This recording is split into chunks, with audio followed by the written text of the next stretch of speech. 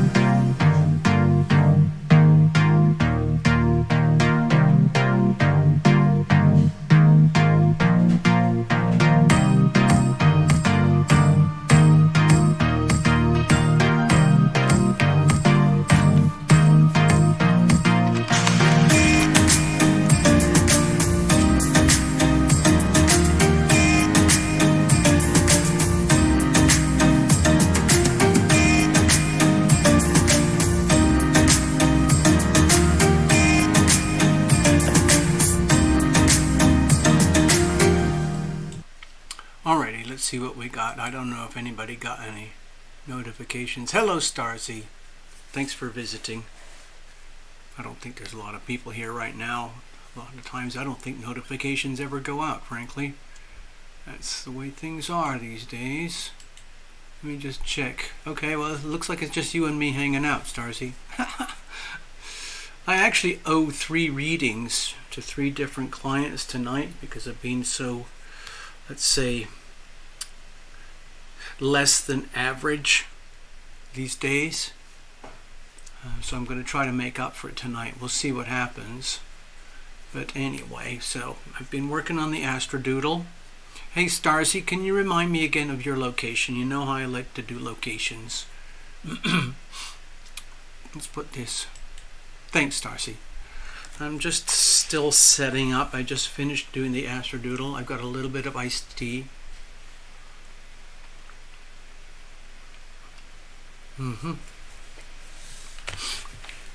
So it's kind of weird, I have to tell you. Things have been happening over here that are kind of strange, and I'm trying to keep up with it. So let's see, give me a second here. I'm running multiple tasks at the same time. Okay, so it's uploaded. Okay. All right, now. Sorry, I feel like I'm stuttering. Oh, you're Jacksonville. Oh, okay. That's interesting. We had, oh gosh, it was years ago, 2018, something. We had a regular visitor, and she was from Jacksonville. Sometimes you get really hot, stormy weather over there because you're right on the coast, and you know those hurricane season things, they really get you. There you are, right over there. Hurricanes, they always go up like this, don't they?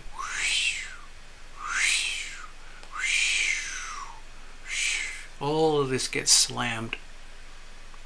The Carolinas, Virginia, Florida, Georgia, everything in here, right?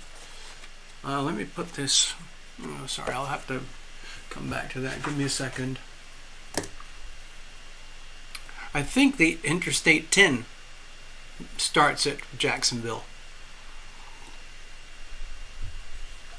if I'm right. If I recall, I haven't done the whole trip, but if I recall, the Interstate Highway 10 goes pretty much all the way across, something like this. So I used to live right here. I used to live right there. Right on the beach. I used to live right there on the beach, and the I-10 finishes right there. Goes all the way across. Ah, see, I was right. Ha ha ha. Alright, so Starsy, let's have a look. Let me just check in so you know it's me. Let's see, sound is working. Yes, okay, good. So I'm over here in Las Vegas. Right now, it says on the average temperature for the whole of the city is about 100 and whatever it is, 405. But there are certain parts, like over here. Yeah, I don't know, it's the shape or whatever it is. But if you really sit back and look from a distance, if this is Las Vegas over here like this, okay? From the sky and from Google Earth, it's basically a round pancake, and it's flat. It's a basin right in the middle over here. It's the bottom of the basin where there used to be some groundwater. Now it's all the strip and everything around here, and then all around the outside is mountains. Everything around here is mountains. So it's like a heat trap, and it's like a frying pan. So it's outside here, it's like a big frying pan, and in the middle, Las Vegas sits there like a burnt pancake in a frying pan. Like, I took some temperature readings outside the front of the house the other day, and it was like 118, 119. And next week it's going to go up even more. It's going to be an average of about 116, which means it's going to be about 120 outside the house. 122. It's pretty scary stuff. People die, you know. There's a lot of people dying in India right now because they're having similar temperatures. Yeah. Sweet 88. Oh, God. Oh, man, I'm getting all sentimental. Sorry, I'm going on about weather. I know, it's very scary. It's very dangerous for me. My body can't take it. So, over there, because you've got natural air conditioning. If you're right there, you're right on the water, you've got natural air conditioning, right? So, I know you need a lot of air conditioning in Florida because it's very, very humid. Over here where I lived, mostly all year round it was like high 50s in winter, overnight, maybe 60 in the daytime, and in summer it goes up to like 82, 84 max. And so I live pretty much in shorts all year round, shorts and a hoodie. Cool breeze, no air conditioning, never needed air conditioning, barely needed a heater. Yeah. Man.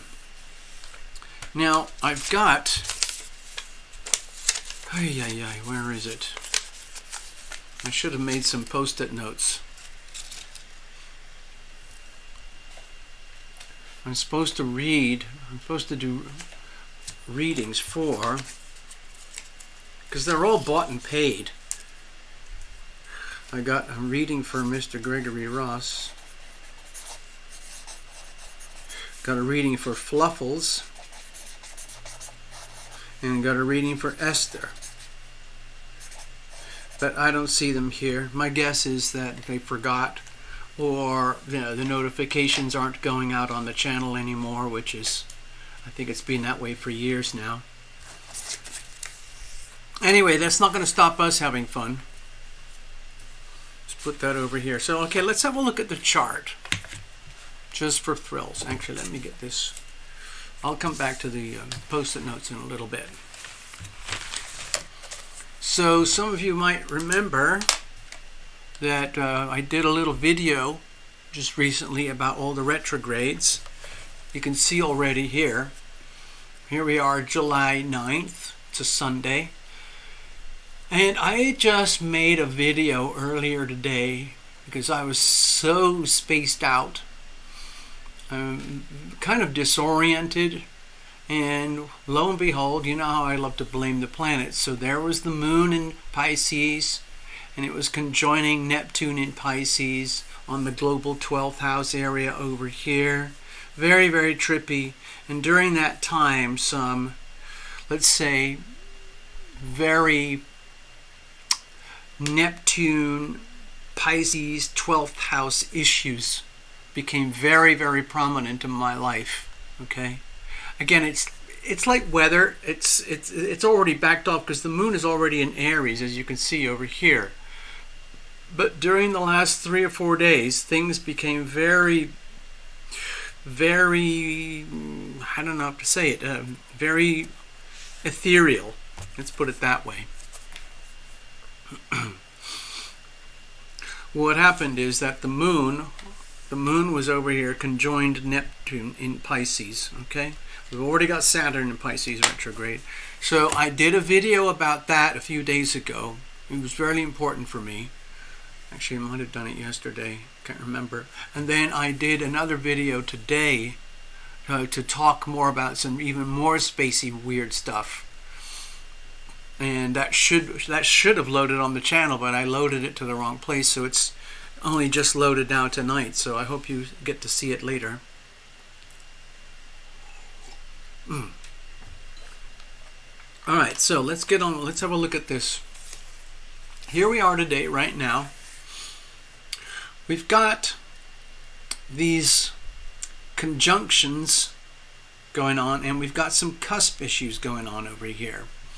All right, so Venus and Mars are very, very tight right now over here in Leo at the final degrees. Mars is just going to flip into Virgo any minute now. Venus is close by. And we've got Sun and Mercury very tight together in the middle-ish, late-ish degrees of Cancer over here. And we've got Jupiter and Uranus pretty tight together over here in Taurus. So it kind of creates these compressions of energy. Imagine the both energies combined, energies combined. And that's all, technically very interesting and all that stuff. Hi, Mr. Ross.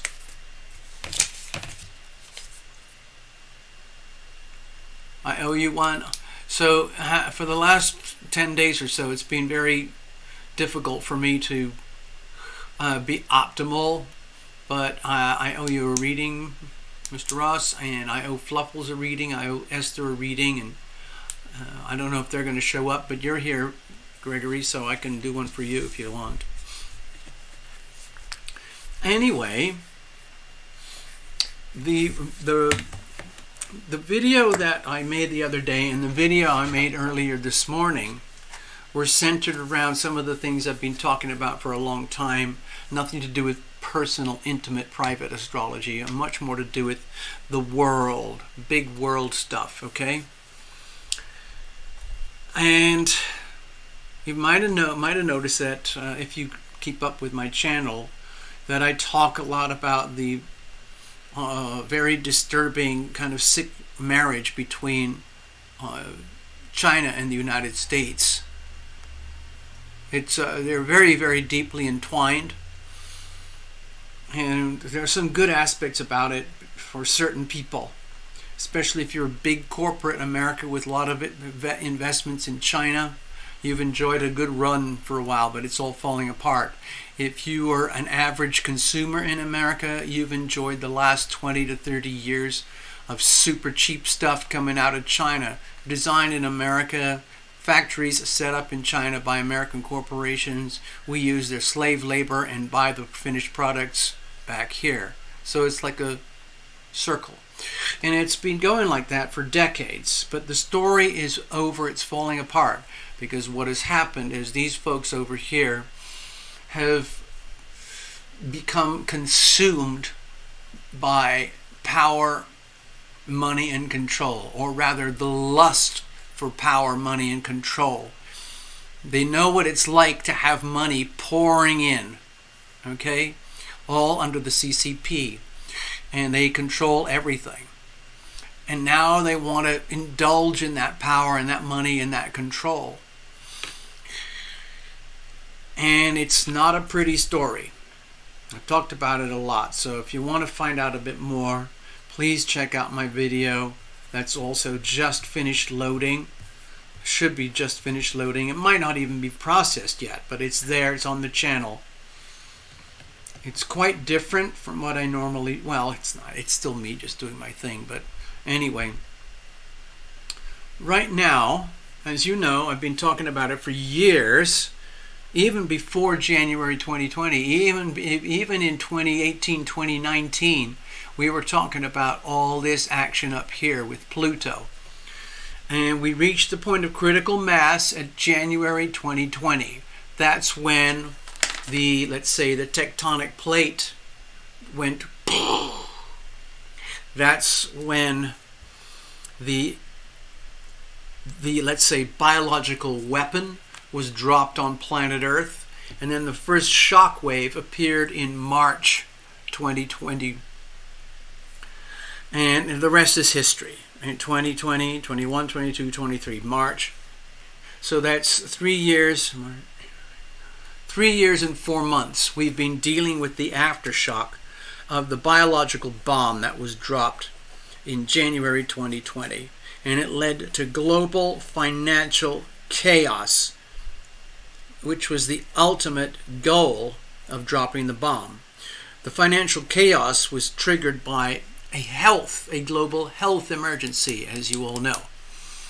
And again, we're still dealing with it today on a global scale. And the people who make the bomb, drop the bomb, are trying to figure out the next bomb, how they're going to do it, how it's going to work, and how they're going to create the storyline and the narrative around it to plant the seeds around the world. There's a little bomb that just went off right now, as you probably know. Mr. Gates himself, Uncle Bill, he just set off a malaria bomb over, I think it's in Florida over here. They're testing it right now. It seems to be working. Of course, they'll tell you, oh, we're trying to cure diseases, but what they're doing is they're planting malaria to spread. You know, the idea is to basically eugenics.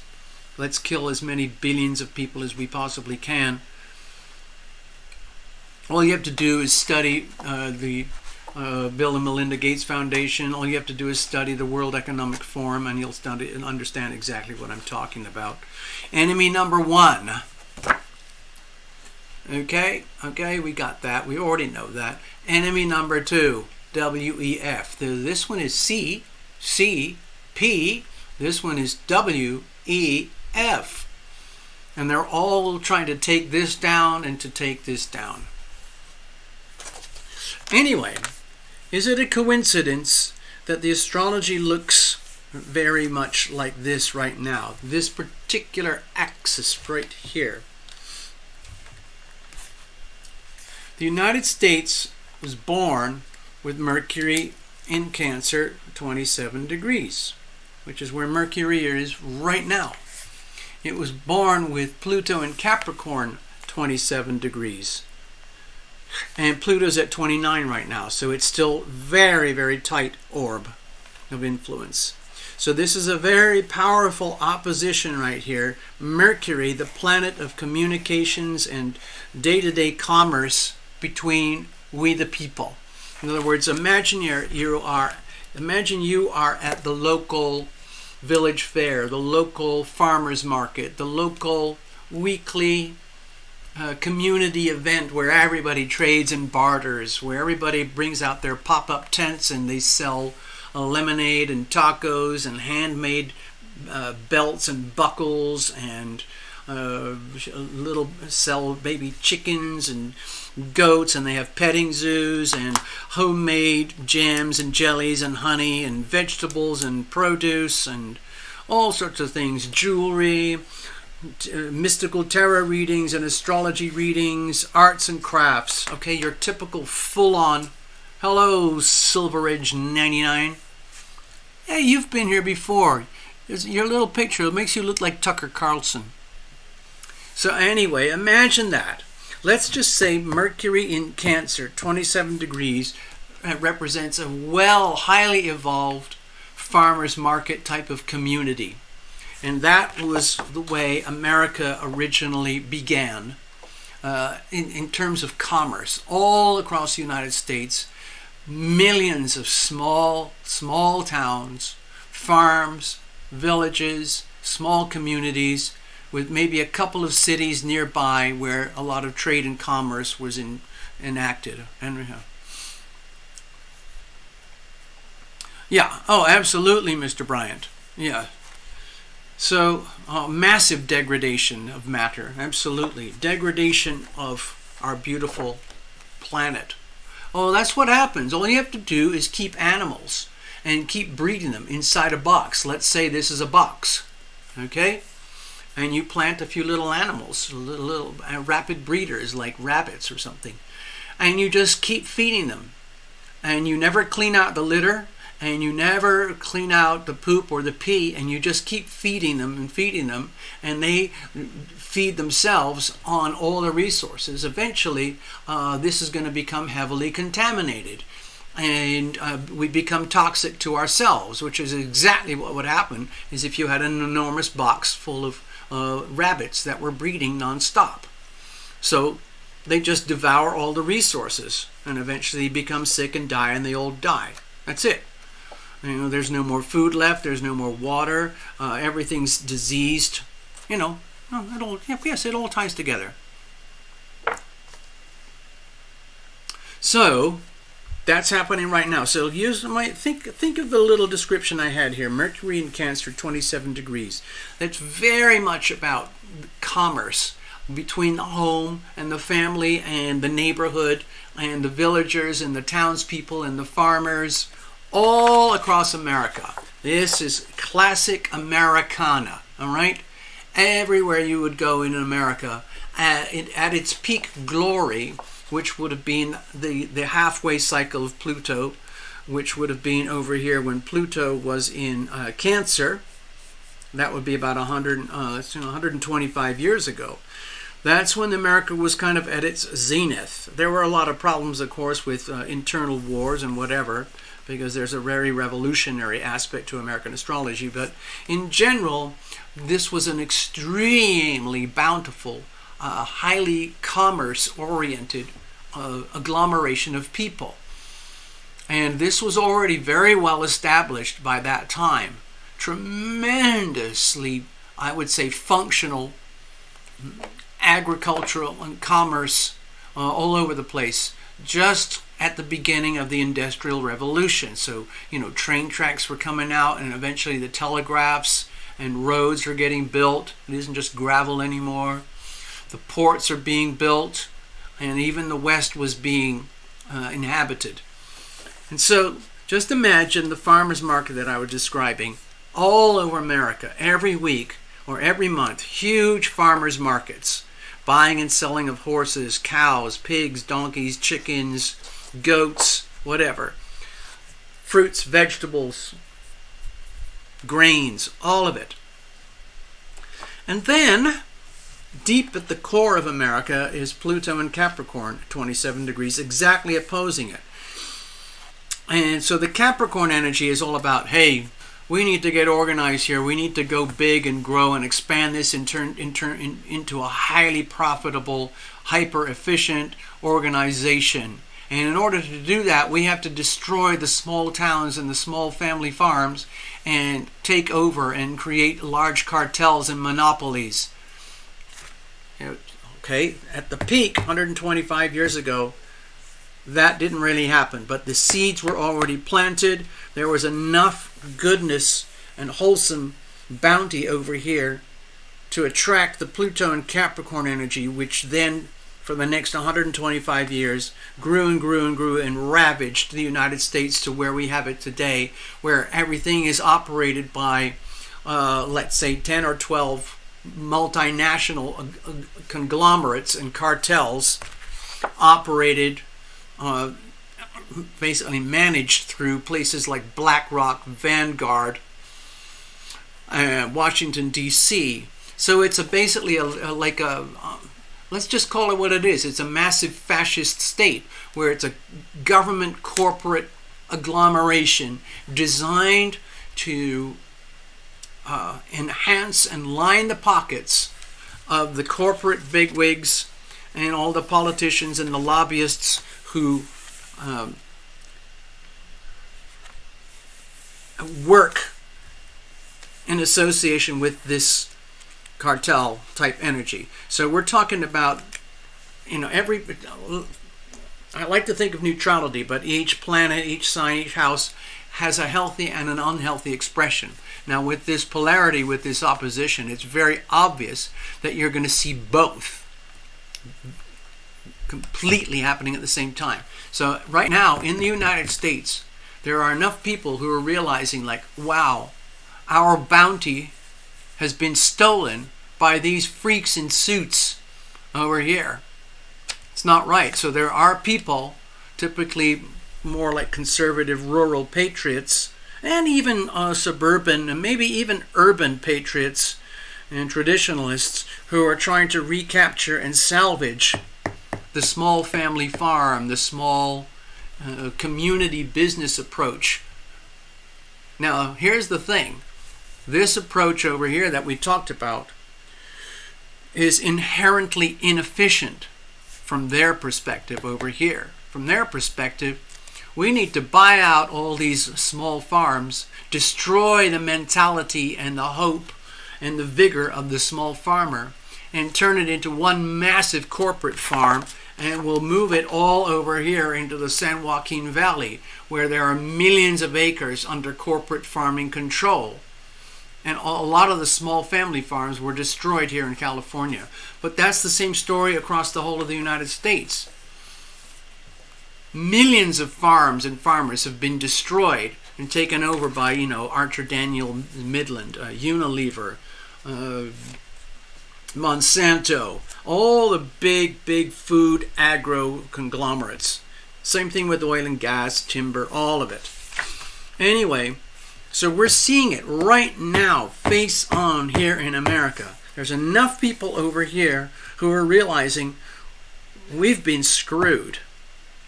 We've enjoyed the benefits of corporatization, corporate fascism, corporate Washington, corporate fascism, because it creates efficiencies of scale. And that fascist organization became very active in the last decaying years over here, when this place formed its sick marriage with this place.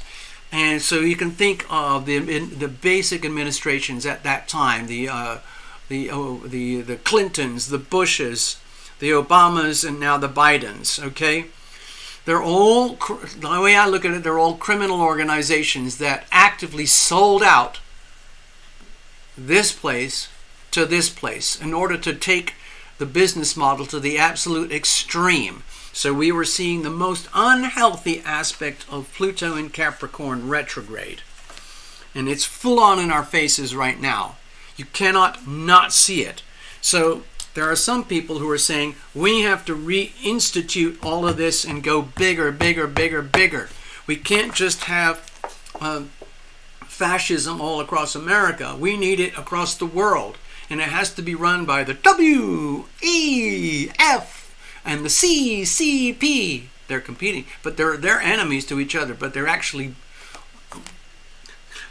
both of them are enemies of the United States. What I'm hoping is that maybe these two will compete against each other. So when your enemy's enemy is fighting the other enemy, let them get out of the way. Let them devour each other. So you probably have noticed that Europe is falling apart right now to some places, whereas the splinter is becoming obvious over here too. Hello, Path. So I had some really good news stories come to me, like where Hungary, Poland, Italy, Finland, Sweden, Norway are becoming very nationalistic. Okay, we've got the war zone over here, of course, but France is in deep trouble. Netherlands is in very deep trouble. England is in very deep trouble. Canada is very deep trouble. Australia in very deep trouble. New Zealand borderline. Anyway, I could go on and on forever. I made a whole video about all this stuff this morning. What I'm trying to point out here is that you cannot not see this. I mean, a lot of Americans they don't watch my channel, so they don't know. But on this channel, what I'm basically the story I'm trying to convey this evening is that this is extremely acute. So what I see is it's glaringly obvious that this massive global cartel, which has not only taken over the United States, it has effectively taken over the whole of planet Earth. They want it all. So you've got these globalist agendas competing against each other. We've got this one here, and this one here. And they're fracturing.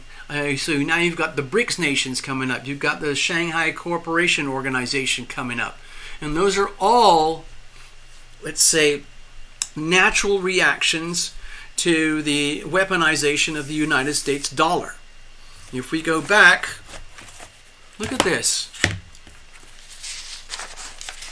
Well, this is all about the remember I did that video a couple days ago about all the retrogrades coming for the rest of this year? You might want to check that out. It's very serious stuff. Here we are, 3rd of July. I've still got the Scorpio-Taurus axis marked for global financial upheaval, evolutionary changes. There it is again. There it is again. Stress. The same as what we're dealing with today. The stress factors here. You see what I'm talking about? Bammo. Bammo. Bam. Look at that. Look at that. It's right there. Again. Again, right there. Okay, this is late May, late April. There's the eclipse area around there. See that? That's when things really started to fall apart. That's as far back as my records go at the moment. Anyway, here's another cool thing I want to share with you. I don't really have the charts in front of me right now, so I'm just going to convey a story as best I can. You know, everything that's going on in Eastern Europe regarding the two Vladimirs, Mr. Putin and Mr. Zelensky. Anyway, it's getting very fierce and bloody and ugly and very, very violent, very, very dirty. And they are talking about, well, I'm going to nuke you. Well, you can't do that. Oh, we're going to nuke you. You try to nuke us, we're going to nuke you. And so on and so on. And you know, what do you expect? It's basically like a bunch of thugs going at each other in a bar fight. And they get right in each other's face. They've already been punching it out like a UFC, wrestling thing. And they're beat up and bloody. And then they keep standing up again. They say, you know what? This time, I'm going to ruin you. And the other guys turn around and say, no, we're going to ruin you. No, you can't do that. We don't want war. We don't want war. Stop, stop, stop, stop, stop. Anyway, we predicted months ago that everything would escalate and start to be global headlines about World War III. And then the flashpoints being Taiwan and China and also the Ukraine-Russia thing. And so guess what's happening? It's happening, okay? I love to blame the planets. Cheers. So, given that nuclear has become a buzzword in the media right now, everyone's talking about like, well, what if it goes nuclear? It's at the end of the world. Oh, what about all the radiation and stuff? So, guess what? Over here we found a series on Netflix called The Days. And it's a docudrama about the Fukushima nuclear power plant disaster on March 3rd, 2011. I remember it very, very clearly. I lost $10,000 in the markets on that day. Poof, just like that. Because the markets shut down and billions and billions were destroyed and wiped out in the markets all over the world. But the real problem, of course, was Fukushima itself and the nuclear problem and a lot of death. How many will die? Like 18,000 people dead, lost, missing. Anyway, it was a very interesting, very well done drama. And so the theme of nuclear has been very strong over here. So I thought, you know what? I remember checking the astrology way, way back at that time, thinking there was something very, very scary about the astrology. Let me just show you something here. If I can find it. Hold on. I think we just flipped through a bunch of these. And there was a really scary chart back here. It was one of these. Let's see if I can find it. No, give me a second. I'll be right there. Look at that one. Okay, you see that chart? That was a very, very, very stressful period. Just for those couple of days. Bam, bam, bam, bam, bam. T square, T square. Very hard, very exact. So, guess what? You can probably tell what I'm going to say. I went back to the ephemeris. I went back and I went way, way back. And, God, I wish I had kept it. I should probably do a video on that. But anyway, let me go back over here. So, I checked the astrology, and yes, lo and behold, when you look at the astrology for March 11, 12, 13, 14, and 15, that was the time of the Fukushima nuclear power plant disaster. Right in the middle of it, around the 14th or so, after a lot of really, really bad stuff had happened, it became very, very obvious, and the shock and ripple effects went all over the world. And just recently in the news, you've probably heard that Fukushima power plant people, organizers, owners, whatever, have decided we can't contain this anymore, so we're going to start dumping all this water into the ocean. And it's, let's say, polluted with tritium, which is apparently a naturally occurring radioisotope. And the United Nations people came in and said, oh, don't worry, it's going to be fine. Tritium's normal, it's everywhere anyway, so don't worry about it. Japan's going to dump all these trillions of gallons of water into the ocean. It's going to be fine, don't worry about it. All the fish are going to be fine, people are going to be fine, don't worry. We got to put the water somewhere. Anyway, so I kept thinking about that, man. So anyway, when you look back at the chart for that particular time, there are these massive T-squares and squares and oppositions, and the pivots, I believe, are around Pluto, especially Pluto, and something very harsh with Uranus at the times. I'll have to pull it up, but it's like, I told you so. It's like you blame the astrology. And it's weird because I was studying the stuff at the time and I kept thinking to myself, man, there's something really heavy-duty scary coming up soon. And I could feel it in my body because I was watching these charts and finances and stuff. I could see the charts and like, oh, I'm winning, I'm going to be okay, I'm going to be okay. And then I had this deep, deep sense of fear that there's something very wrong going to happen soon, and I'm deluding myself that I'm going to be okay. And bam, Fukushima. So it was actually on the 13th and the 14th where the astrology was the most acute, very, very severe. Very, very severe. And I think it was mostly with Pluto and Uranus. So tectonic plates. So if you look at the maps, okay, let me go back to my little maps. Over here, there's Japan. Can't see it very well. I wish I don't. So right out there, at the very tippy corner where my tip of my pen is, that's where Fukushima is. And just off the coast of Japan there, about 50 miles out, there's a massive tectonic plate. You know, the plates go all the way down here and here and here. And they are constantly dealing with earthquakes all over here. That's normal. But there's a very deep and very big plate section right here. And of course, they're very, very smart, the Japanese. They decided to build their nuclear power plant right on the tippy edge of a massive tectonic plate. So what do you expect? Now, the reason they did that is because they need seawater to cool down the nuclear reactors. Anyway, I thought I'd share that story, because to me it's highly relevant.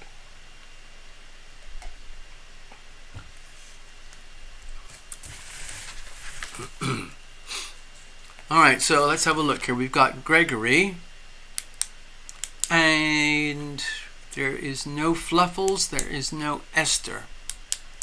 Oh, hello Ivona.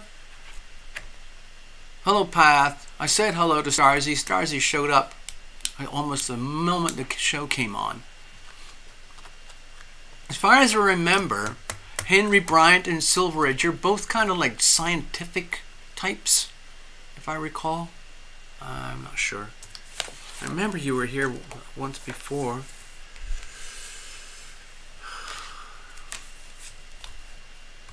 Man, I gotta tell you, I have to tell you folks that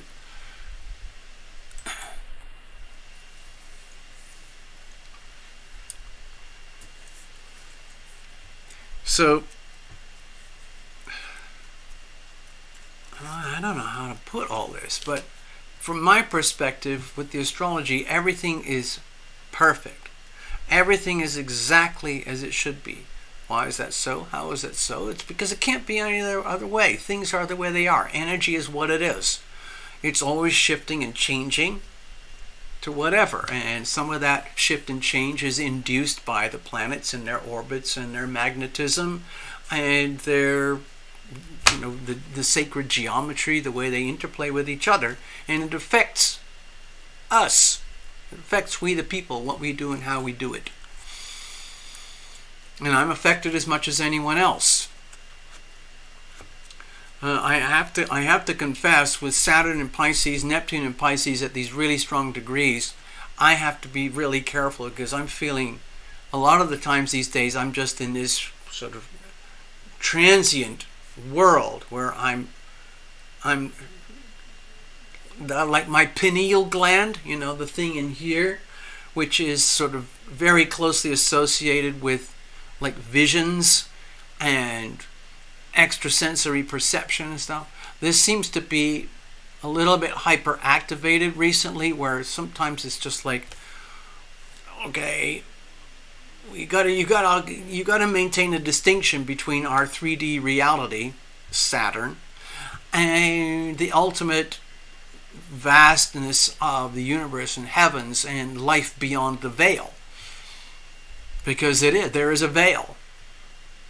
There is a veil between our physical three-dimensional life and the rest of it.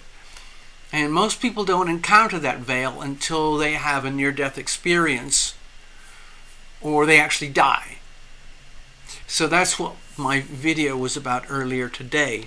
So I don't want to talk about that here right now, because you can see that in the video, but I had to share it because it's all very Piscean stuff. And I'm still dealing with it today, right now, where I'm feeling very strong connections with the above and beyond, my invisible friends and so on, which I experience in a three-dimensional way, but I take it for granted. Like the stuff that I described in the previous video, that's just normal life for me. And then when I hear somebody describing it from their perspective as a professional in a completely different life, it sounds very weird. So I keep thinking, oh yeah, I gotta remember that. You know, what might seem normal to me might seem very unusual to someone else, and vice versa. Anyway, let's have a look. Now we're on the cusp right now. We've got multiple cusps. We've got the Mars-Venus cusp happening. We got the Mercury cusp happening. We got the Pluto cusp happening. We got the Aries North Node cusp happening. That's a lot of cusp energy. So it's like seeing double. Like you know, you're driving along the highway or something, or driving along a road, and you look over there and you look over there, and you want, oh my God, like what was that? What did I just see? What just happened there? Got to be very, very careful. I'm having to like work really hard to stay very grounded in 3D life in the world right now, because I feel like I'm being pulled very, very far into the multi-dimensional spheres, and it's actually very difficult to conduct a physical life when you're that far out on the periphery of physical existence, okay? Santa Fe Folks Art Festival. Oh, yeah. Very artsy. And Gregory, weren't you up there at Taos recently? You probably had some artsy stuff going on there, too. A very, very spiritual location, very trippy part of the Americas.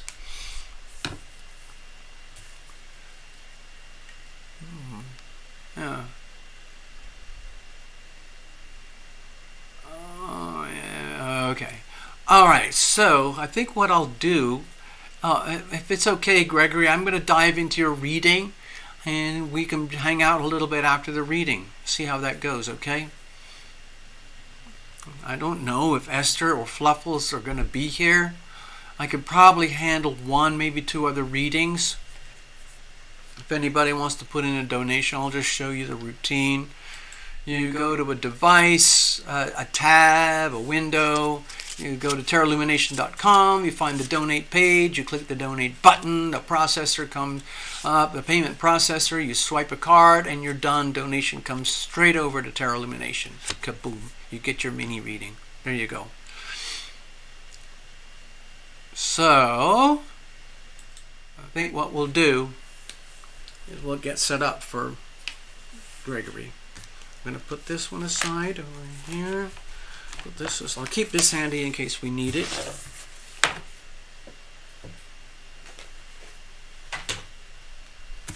Let's put this aside. Okie dokie.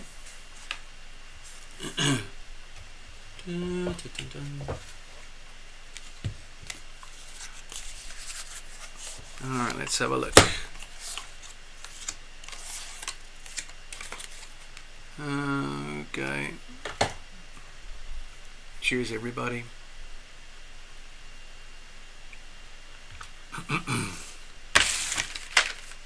Tuck these away for now so we can have some clear space.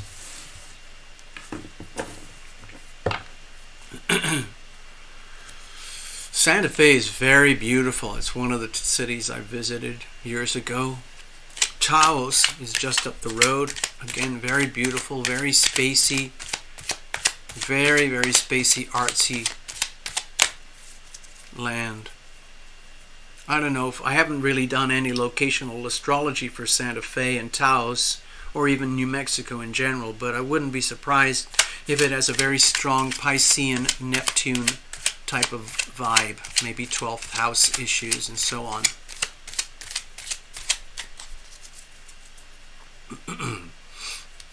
If anyone's interested, I do locational astrology for people who want to locate or relocate and things like that. Tonight I'm going to just use the simple mini situational spread by TarotLumination. Cards are already well shuffled. You've seen this many times before. I only use about 3 readings, and a lot of you seen them like in 2017, 2018, 2019, but I haven't done it in a long time. But I have my heart spread and I have my relationship spread, and then with the situational spread we can cover pretty much everything. What I've noticed recently is that it's become pretty hard for me to do some of the really extensive in-depth readings the way I used to do them, because I've become physically, let's say, more fragile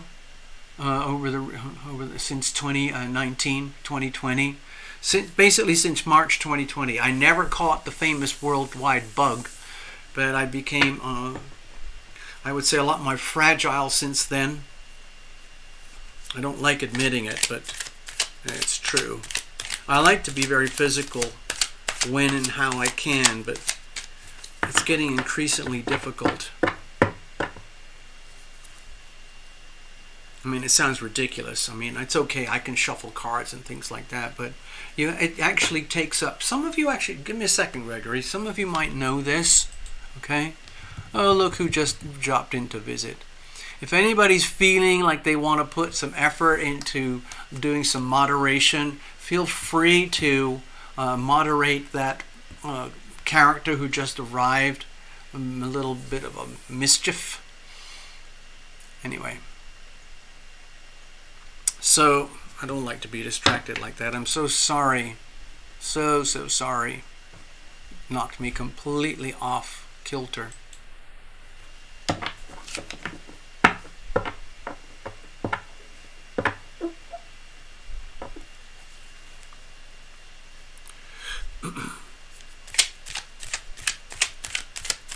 With all these massive walls of retrogrades coming up, please everybody be aware that you might feel as though you're being squished backwards in time to deal with issues and subjects that you haven't had to deal with for a long time that need addressing, okay? Because the whole point of retrogrades in the astrology is it's a tremendous opportunity to fix things. The retrogrades are very, very good at pointing out anything and everything that's wrong, that's not working properly or effectively or in a healthy way regarding that particular planet in that particular sign at that particular time in your own particular chart. So with the massive wall of retrogrades that we've got coming up for the rest of the year, please be prepared to experience, let's say, what might feel like setbacks or impediments. Okay, we've already got 3 massive retrogrades here. Neptune just started, as you know. So we've got 3. At the end of the month, we're going to have 4 retrogrades because Mercury's going to be there. So it's going to be Mercury, Saturn, Neptune, and Pluto. Then into August.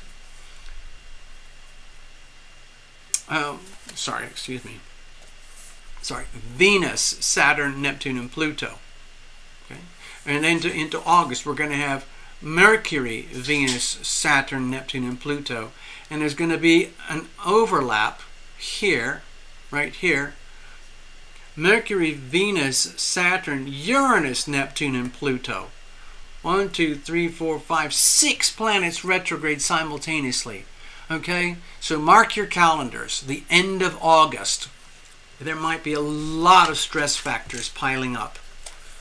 And then for the rest of September, 5 planets wall to wall. Jupiter, Saturn, Uranus, Neptune, and Pluto. So that means the stuff that's farther out, deeper and deeper into your soul.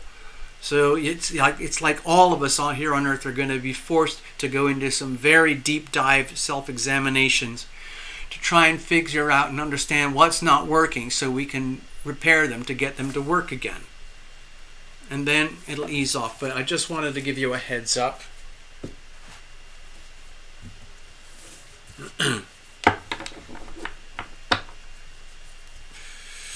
Cards are well shuffled in advance. I don't do reversals. I just like things to be very sweet and simple.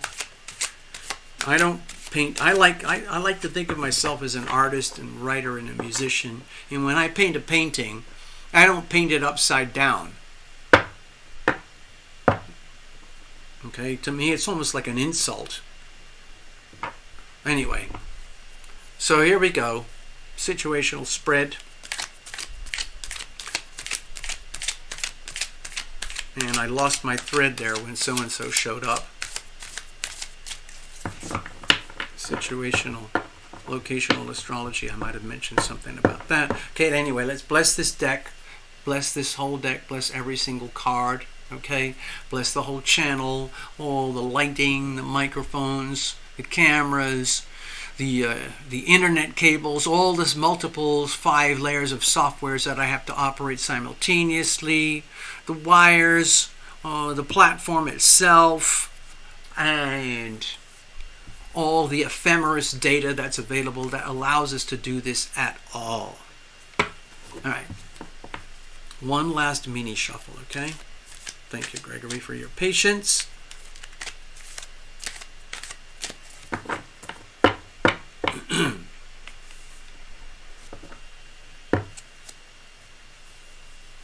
All right.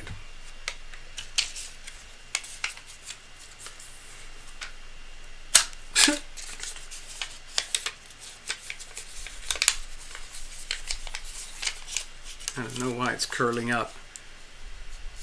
It's about 5 to 7% humidity here, so things are really drying out. Thank you, Path. All right, so here we go. Let's have a look. What's going on with Mr. Ross? Let's have a look here. What kind of message do we have for Gregory tonight? Let's see what's going on here. All right, here's the situation. Here's the challenges, and here's how we're going to handle it. And then let's have a look at the external influences. Okay, you know I love to reference the planets for all that. Oh, by the way, I was watching this very interesting thing about that white powder over in the White House, and one of the particular. Give me a second, Gregory. I just want to share this while I remember it. So I was watching this newscaster, and he used to be a White House insider. I think it was like part of the Secret Service or something. So it was very routine for him to go into the West Wing. And so he was invited onto this news show to describe in detail what goes on inside there. Where did they actually find the white powder? Who do you think had it and took it? Who brought it in? Anyway, so they showed this like floor plan, like, okay, here's the hallway, here's an entrance, there's some offices, there's some stairs, there's a big canteen for some troops and military and Secret Service people and so on. and operations room over here, and then there's a situation room over here. They actually showed the location of the situation room. And some of you know that I have a direct feed through my Zoom to the situation room. So whoever's in office, if they want to reach out, they can, and they can get a tarot reading using the situational spread. Yep. So there. Anyway, it was really good to see it. So it's not just a myth. The situation room is real. And they use that for emergencies, like when the administration says, oh my God, we got a problem. Hey, listen, we all got to meet up in a super highly top secret location. See you in the situation room. All right, here we go. So, let's have a look. We've got the Hierophant. Okay, my feeling is that this is a powerful message externally for you, Gregory, to indicate that this would be a really good time right now to get almost like hyper-organized with your life and really start to formalize things in a completely new way that you might not have done before. Where, to me, it feels, I'm just telling you what I'm feeling, okay? What I'm feeling is that, let's say the heavens or your angels, your invisible friends, or the planets, or God wants you to take advantage of this moment in time, which is very, very much to do with business and restructuring at the very deep corporate level in ways that can be healthy or unhealthy. Examine that part of your life, and then examine the other part of your life, which is more to do with your day-to-day activities in terms of business, just commerce, communications between clients and your community and so on. And then figure out, let's have a look. Let's say, put yourself as the local lawman, and then look around you and see where do you stand in the community, in the state, in the world, regarding your corporate structure. And whatever is out of whack or undefined, it really needs to be brought into full definition. It's like it's time to draw up a business plan. It's time to draw up a mission statement, which is what often happens when a company is becoming formally organized. And then from that perspective, just imagine yourself, you've got it all together, look back. Well, where do I stand in the community now? In the home sector? How is everybody going to see me? How am I going to conduct myself now that I am restructured? So please think of this energy as neutral. My feeling is that it's time to formalize any bonds or relationships with people or institutions or places in such a way that there's no ambiguity about where you stand with who you are, what you're doing, why you're doing it, who, what, when, why, where, and how. Like a list of things. I think it's 6 things. Who, what, when, why, where, and how. 6 things which have to be delineated, itemized, put down in a mission statement. Number 1, let's say I am here to represent the legal blah, blah, blah, for whatever. And number 2, I represent authority and integrity and justice, blah, blah, blah. I do whatever it is, however you're going to structure it. I think it would help to have it in written words where you might start drafting out like very, very simple, use very, very simple minimal language like a mission statement. What am I here to do? What is my goal, my mission, my purpose? How do I intend to achieve that? What are the potential outcomes? What are the benefits? What are the challenges? And so on and so on. Take advantage of this time and look at your life and your world deliberately from both perspectives. It might take a deliberate effort to put yourself, you've already just done some kind of road trip. Hello, Heather. Like you're very much part of the community, okay? You've got all that. But it's time, my feeling here, it's time, because Mercury is not retrograde.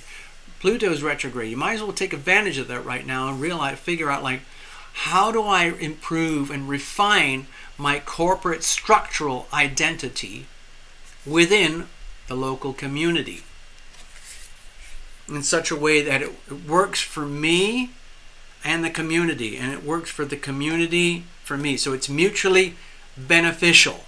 You are mutually it's beneficial for you. In other words, you're not just there trying to exploit the community, and you're not there to let the community exploit you. It has to be mutually beneficial, okay? It has to be clearly defined, and you have to own it. You're the one who has to draft it. You have to draft the business model, the business mission statement, and so on. All right, let's have a look. Let's have a look. What's the situation itself? Oh, so we've got the Two of Cups here. So my feeling is that in some ways, what I might have just mentioned here, it's very, very simple. How do you do this? How do you figure this thing out? How do you create greater definition in who you are, what you do, how you do it, where you do it, when you do it, with whom you do it? Well, you do it always through the lens of love, like almost like one person at a time. It almost might be an idea. I mean, I might be pushing this reading way too far. It might be an idea to, when you go out with your buddies, like sort of ask probing questions like, hey, listen, you know me, I know you. You know how things work here. How would you like things to work in this town when it comes to all the legal disparities, like the imbalance between this order and this part of society and the perversions of justice over here? What would you want? What would you look for? How would you like to see things restructured, redesigned, remodeled in such a way that's better? And can you, by the way, since I'm asking this, can you give me a hint about how maybe I could do that or improve or offer my existing services? In other words, I mean, to me, it looks very innocent. Like if you can find someone that you trust, someone who trusts you in very, very simple ways, like you might be feeling like you might be on this sense of a mission. Like I gotta reformat my life right now. I need clarity and structure, and you want to build that not for financial profit, not for reasons of attaining more money and power and control. You don't want to be driven by lust for power, money, and control and revenge or whatever. The ultimate goal is love. How can I, Gregory Ross, be the most effective participant in my life and my world with each individual across whose path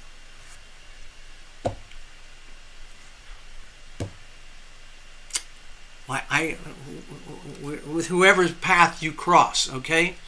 For legal purposes, for business purposes, your life purpose, meaning there in town, in your world right now. It doesn't have to just be in town, it can be anywhere you go. But the situation is to do it all through the lens of love.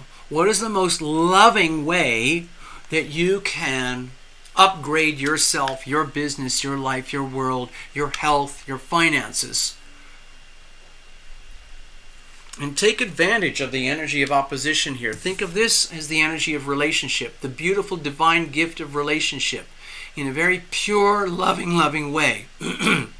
You are loving, you are loved. Oh, well, that's easy. You are loving, you are loved. Oh, that makes sense. Like, are you saying that if I am loving, I am loved? Yeah, I'm saying it like that. I am loving, so I am loved. It's simple. Oh, so are you saying I need to conduct my life, my business, my mission from that perspective? Yeah, it's really simple. But I gotta tell you, simple is not easy. Oh. Okay, well, let's get started anyway. Okay, now what's the challenges here?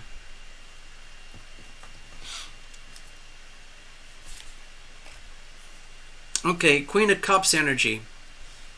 Okay, it looks to me like the issue is that you already know, Mr. Ross, you already know that you have vast resources at your disposal in terms of the capacity to love and to do things from a loving perspective. You know, we've worked together over the years, and there's a common thread to many of your stories where you extend yourself above and beyond the call of duty, the call of business contracts, purely out of love. You do it out of love for your clients who need what you offer, which isn't just purely your counseling services and abilities, but it's the love. You put so much love into who you are and what you do and how you do it, including in your business relationships with your clients and so on. But when I see the Queen of Cups here, my feeling is like there's an extreme doubt. Well, do I really have any of that left? Am I running out?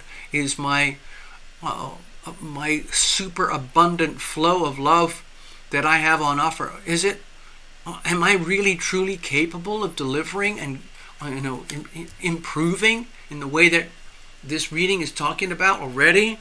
Do I actually have the goods? If you think of love is as love does, if you think of it as an energy field, like oil or gas or methane or coal or nuclear, it's a very, very, very powerful energy source. And you have,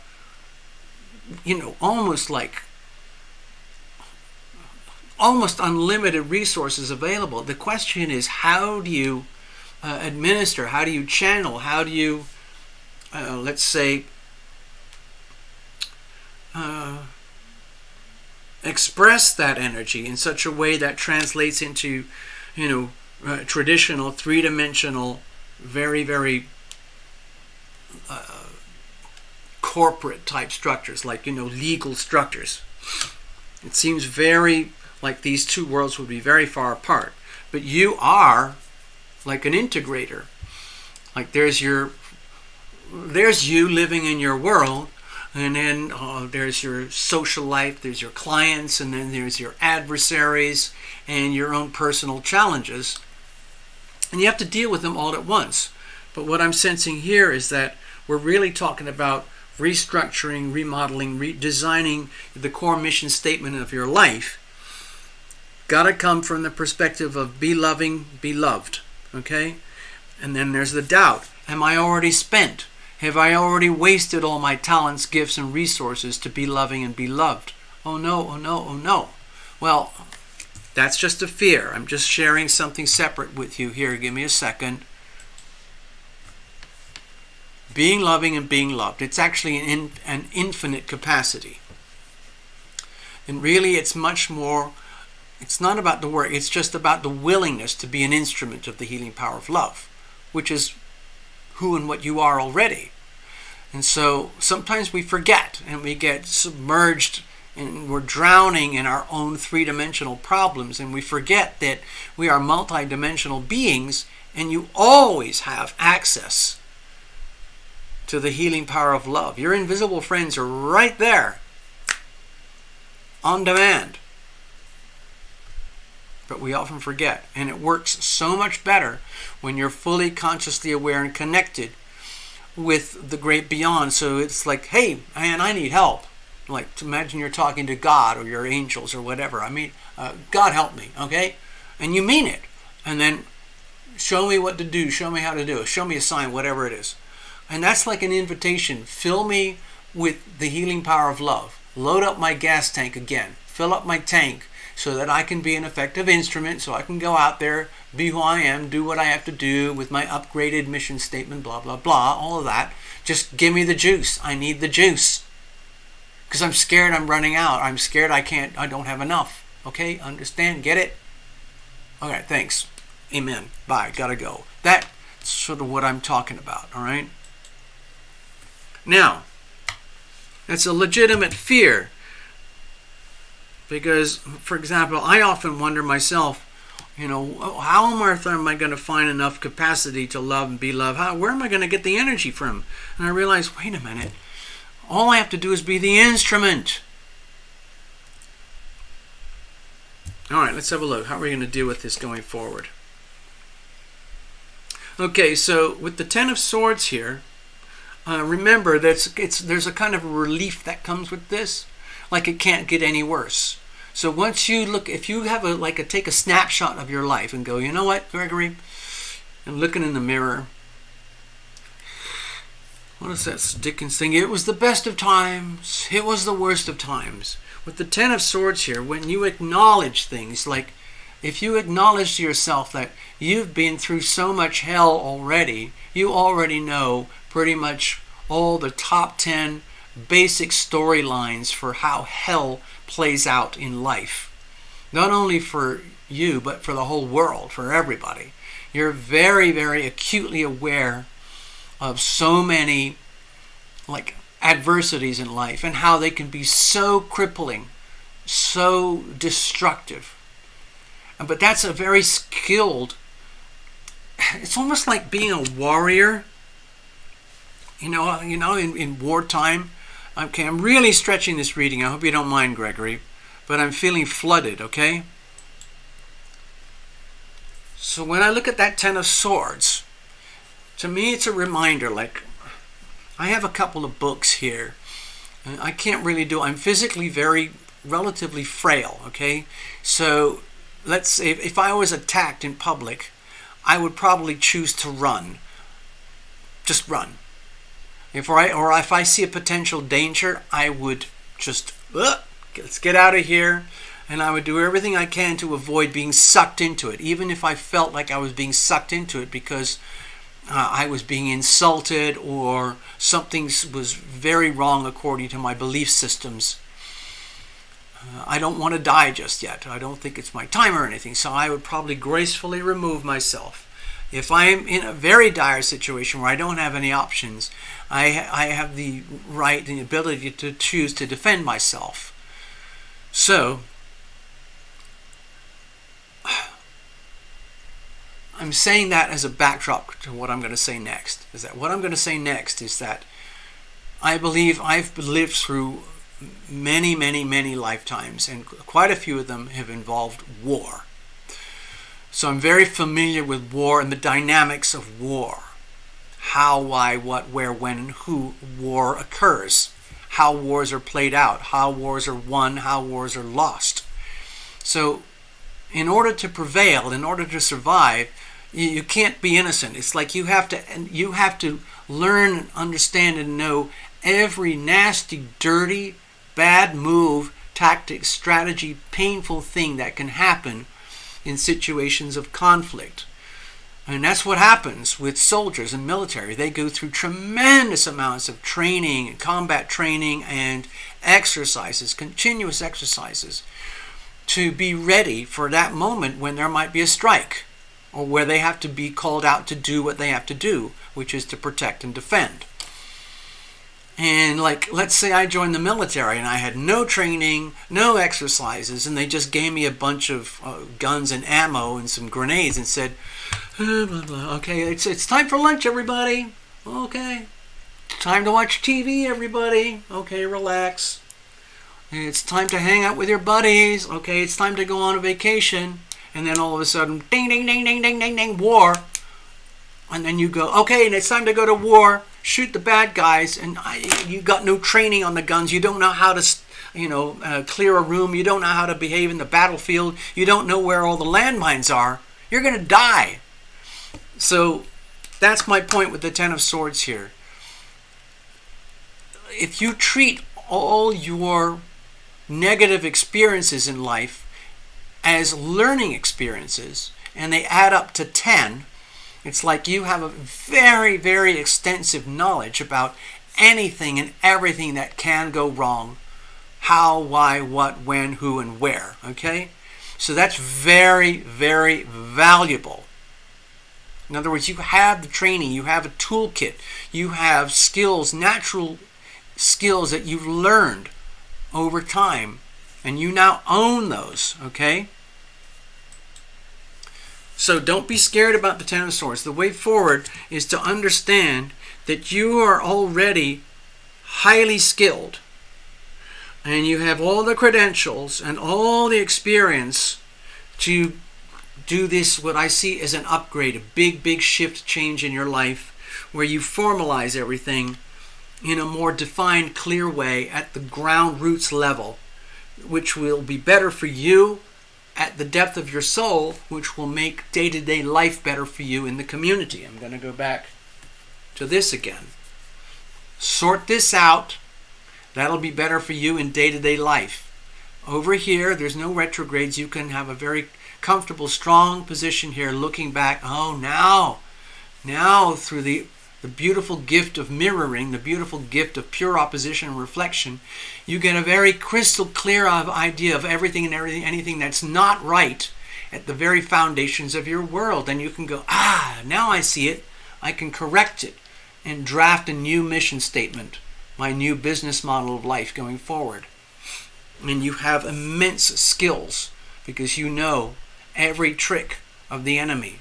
You know every possible source of pain and suffering and damage and trauma.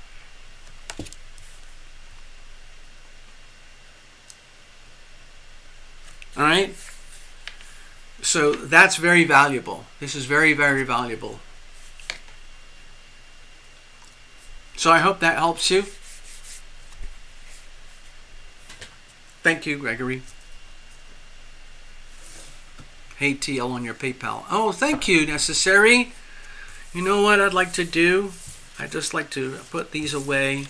I'm going to play you my new song. I hope you like it. And I'm going to refresh my tea. Okay? So give me a second here. I have to write a new post-it.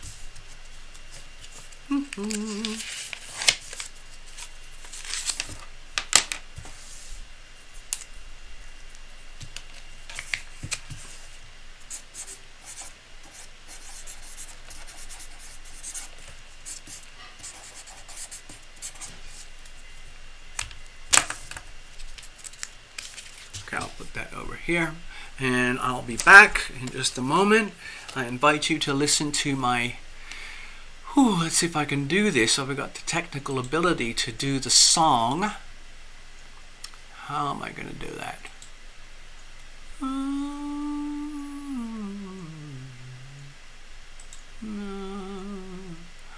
Oh, wait a minute. Okay, hold on. I've got it. Let me figure it out. I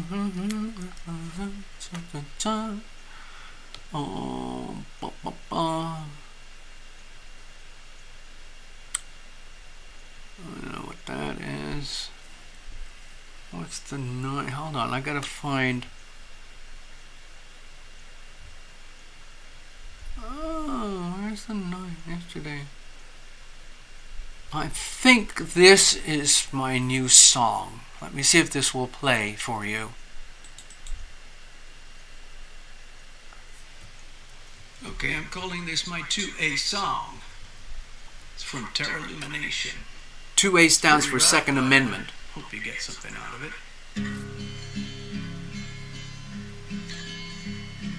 When will I stop being censored? All I'm doing is speaking the truth.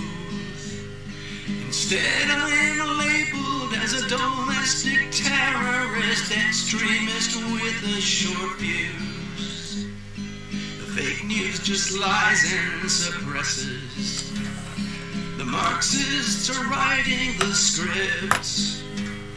The unaware masses get led to their slaughter while patriots try to resist.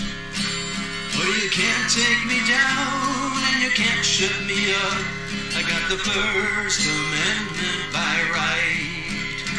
And if the first one is threatened, I've still got the second. I won't go down without a fight.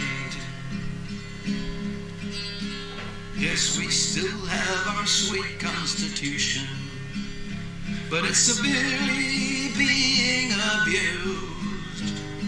Our only solution is a new revolution to take back what belongs to you and me. I'm sick of the perverts and pedos trying to normalize child sacrifice. They revel in evil and their satanic rituals packaged in their delicious lies. No, you can't take me down and you can't shut me up. I got the First Amendment by right. And if the first one is threatened, I've still got the second. I won't go down without a fight. It all began way back on 4th of July in 1776.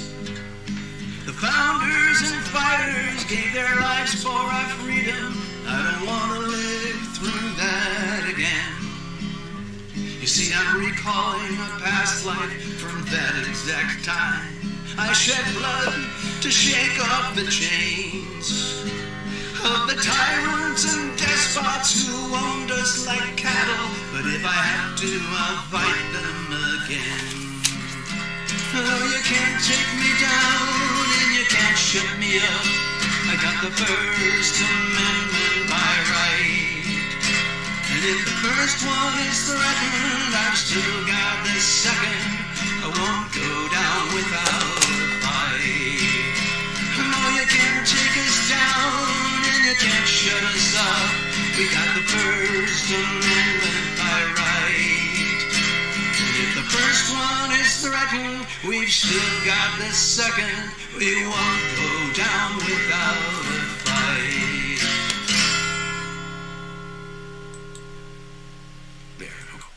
There you go. I hope you liked it. It's a little bit borderline. I don't know if YouTube will destroy my channel or whatever. Anyway, so there. It's called my 2A song. 2A stands for Second Amendment. I just recorded it the other day. It's very rough, as you can tell, but you know,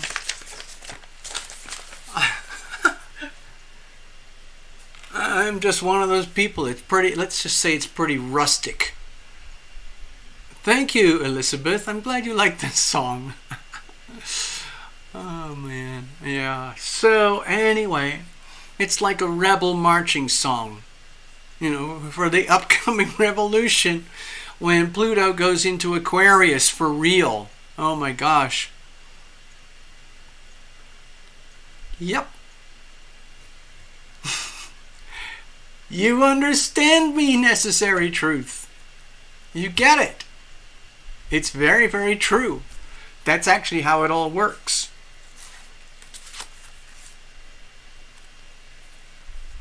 If the First Amendment is threatened, we have the Second Amendment to back it up.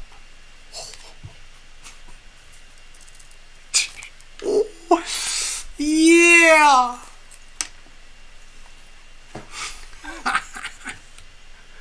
I'm glad you understand. Alright, so let's see. We're going to do a reading now for Necessary Truth.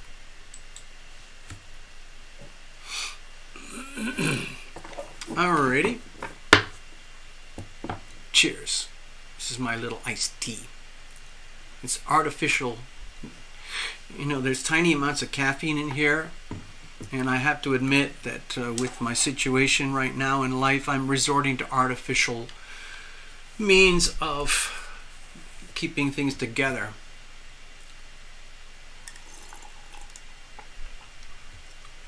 I never really used to drink soda. Ever. I'm just going to do a confession now.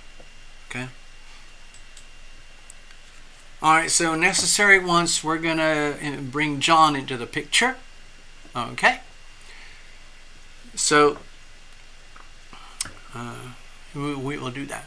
But I wanted to say that in the last couple of months, I have resorted to artificial means of keeping myself where I would like to be, and how I like to be. like my doctors recommended, we want you to have a real cup of coffee in the morning. So I do that now, and it's really changed my life for the better. Just a little cup of coffee and more salt. So that's what I'm doing, and it really, really works. I know it sounds contradictory. So what I'm also doing is that sometimes my body gets so desperate, like, how am I going to get, I get very, very lightheaded, and I get sort of these weird symptoms in my body because of the heat going in from air conditioning into the heat, and then to air conditioning, and then into heat. Just a few minutes exposure really does a number on my body. It's just like, whoa. And it's very hard for me to deal with it. But I noticed that when I sip, because I started taking sips of my dear friend's soda, it's basically Coca-Cola. So I studied Coca-Cola, and Coca-Cola has caffeine in it. I think it's about 33 milligrams per 12 ounces. I think that's sort of on par with an average cup of coffee.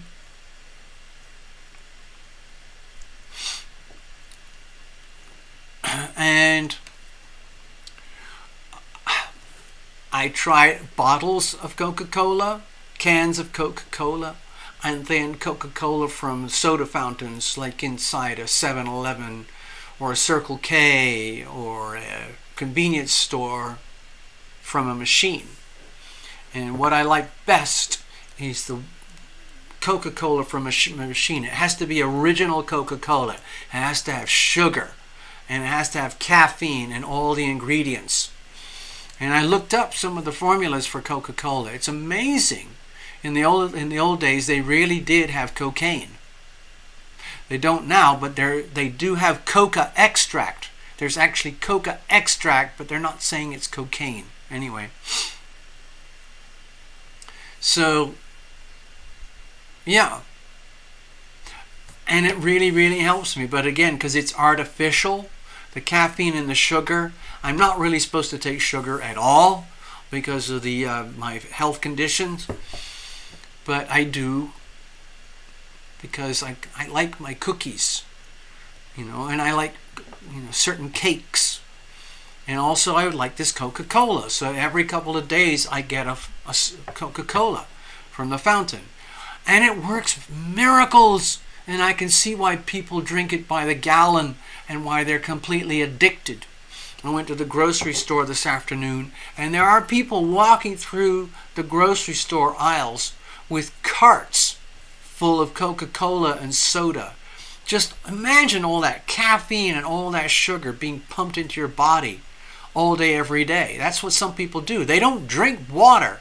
They just drink Coca-Cola. And it's no wonder their metabolism gets screwed up.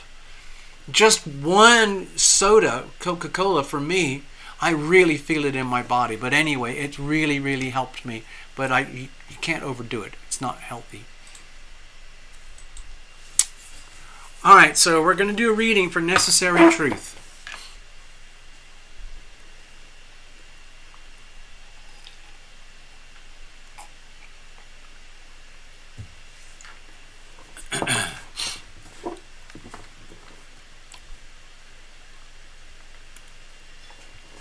I have to admit, I do like fruit. All right, so let's shuffle it all up. I'm really glad you liked my song. I might play it again later. I'm so proud of my new song. I think it's one of the best songs I've ever written, frankly.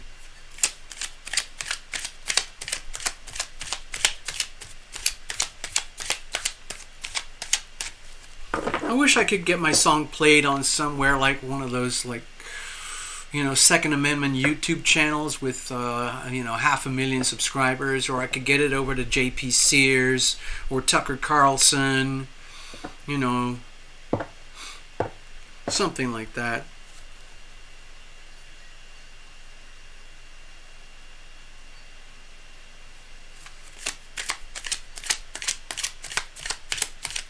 What's that? Somebody wrote, oh, is that Pat?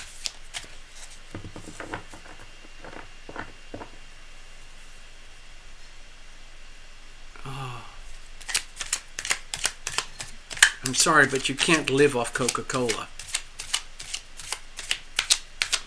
I think they would want you to believe that you can, but actually you can't. It would actually kill you.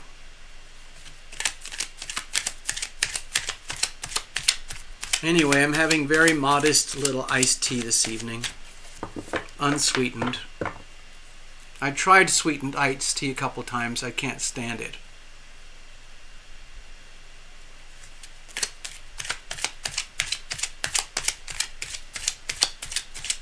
Let's have a look here. Oh, marketing campaigns. Has everybody heard about the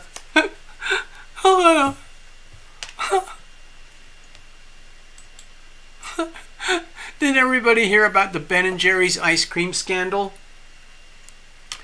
Where the bosses, the owners over there at Ben & Jerry's, they were saying, hey, it's about time that America realized on the 4th of July that this whole country is built on stolen land from the indigenous Native Americans. And it's time we give it all back. And of course, it set off a firestorm of criticism on social media, like, oh, hello, Mr. Ben & Jerry people, owners, multi-billionaires, blah, blah, blah. Maybe we'll consider what you're talking about if you give your land back to the Native Americans over there, wherever they are. I think they're in Vermont or New Hampshire or Maine or something. And so that became very awkward for Ben & Jerry's. And then there were interviews with some of the tribal leaders in the area. Like, yeah, well, we'll talk. We'd be happy to talk with Ben & Jerry's if they want to give some land to us. Because we're really, let's say, we're not in the strongest position right now. So guys, if over there at Ben & Jerry's, if you want to live by your word, we're here. Just pick up the phone and get in touch, and we'd be glad to talk. Silence. Oh, and one of the other founders for Ben & Jerry's just got arrested today. He was doing some kind of protest in Washington, something to do with, I can't remember the details, but it was something to do with freedom of speech or not, and he got arrested. Maybe it's all a big publicity stunt to sell more Ben & Jerry's ice cream. Or maybe Ben & Jerry's is going to go the same direction as Bud Light. Anyway, Ben & Jerry's ice cream, it lost, I don't know who owns them, but it had a very, very big dent in its price. Okay, let's have a look.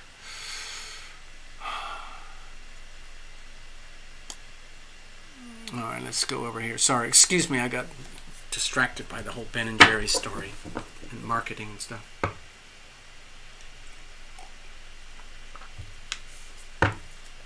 Cards are well shuffled. Thank you very, very much. And John.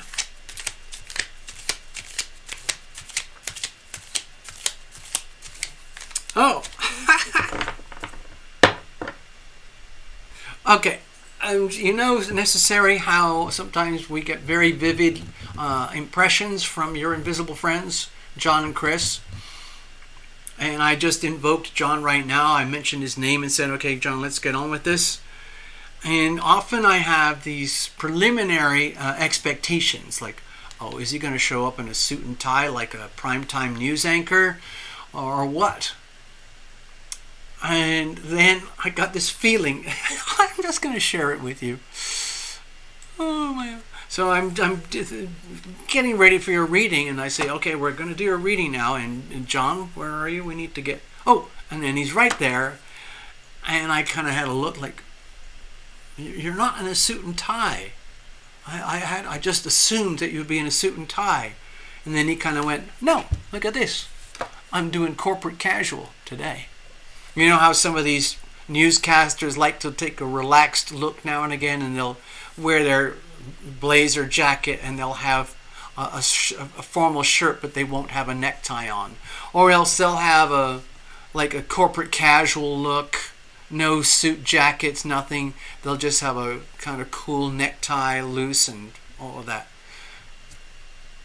Anyway, I just thought I'd share that with you. We're doing corporate casual tonight.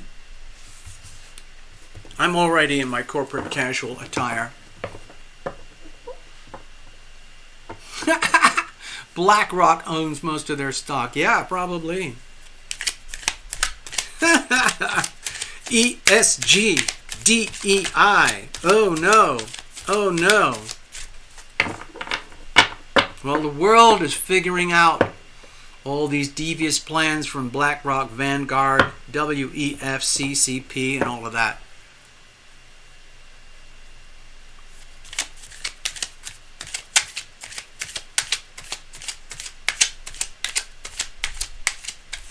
Oh, necessary.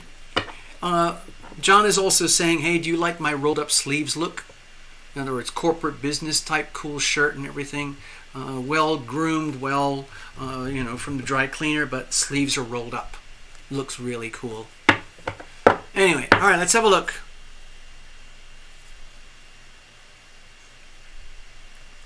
John doesn't wear a tie? Oh.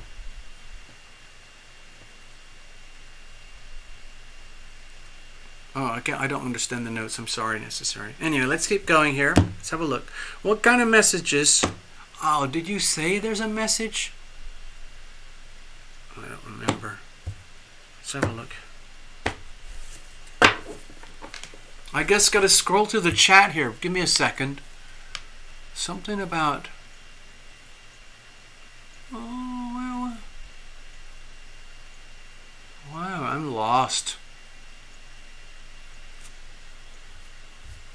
Okay, I'm kind of lost in the chat there.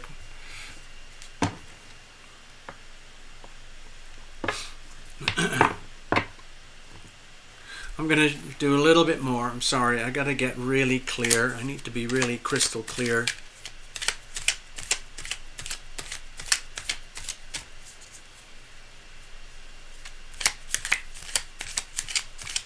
Alright, so what messages do we have here for Necessary Truth tonight? And John is right here, and we're going to bring in John's input.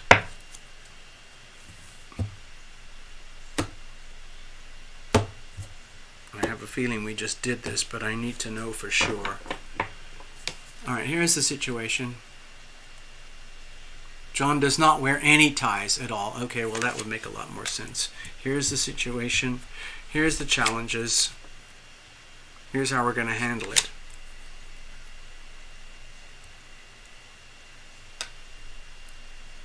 And let's have a look at external influences.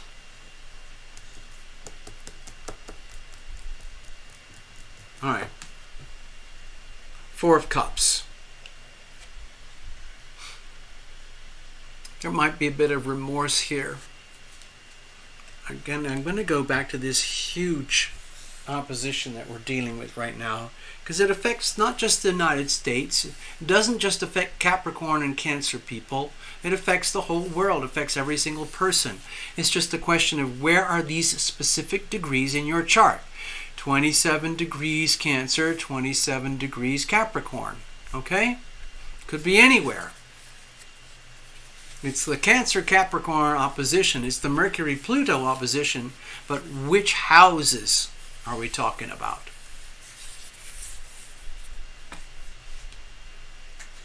So, whenever I see a polarity like that, a full-on opposition, it inevitably includes the theme of relationship. For better or worse. The give and take in relationship, the balances and the imbalances, the joy and the sorrow, the value and the detriment. So many things in life we cannot understand or experience or learn without the incredibly valuable gift of relationship, the gift of the mirror. Now, when you get a very exact, perfect opposition like that, where you, let's say Mercury and Pluto, and they're exactly opposite, then you get a really crystal clear glimpse, at least for that moment in time. So Mercury moves very quickly compared to Pluto. So if this is Mercury, and this, think of this as a mirror, think of this as a mirror, think of this as you, think of this as you, and you're getting observations for both sides. then as Mercury transits,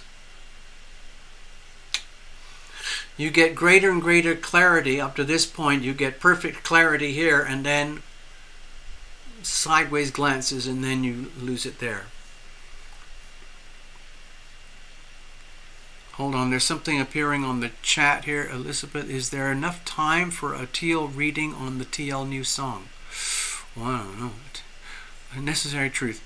TL, can I ask you to look at the card under the Four of Cups? Okay.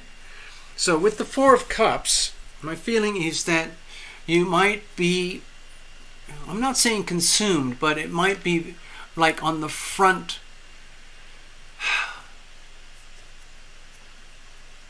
in the front of your mind right now, that there are issues in the world of love and relationship that are unresolved and that may never ever get resolved. And it's just to do with time and living life up to the point where you are right now, where you know that you have been loving and you know that you have been loved, but it's gone up and down, and every now and again you get a glimpse and an awareness like, oh man, I wish I hadn't been screwed over. Or, man, I wish I hadn't screwed over the situation. You know, either way, it ends up as loss and remorse and regret. Okay, so with the big fat Pluto retrograde, it might just be that this is very, very appropriate, that you recognize that there are important relationship dynamics in your life, like boyfriends, moms, dad, work, associates, where each in their own little way, love was exchanged. You received love, you gave love. And they were what they were. And you're getting a glimpse now because of the huge Pluto retrograde. And it's almost like you're sensing, of course, it's natural with the retrogrades, you're sensing anything and everything that went wrong. So what can you do with that right now? Well, just remember that it's like a little miniature Ace of Cups. It's still out there. Maybe you're just not ready or willing and able to receive at the moment because you're spending a lot of attention on what didn't work or what has not worked. And that's okay. It's you don't want to live this way all day, every day. But I think it's perfectly appropriate right now. So, but as a reminder that it's very, very important that you get back to full loving awareness where you are loving and you are loved, and that's your standard operating procedure. Okay.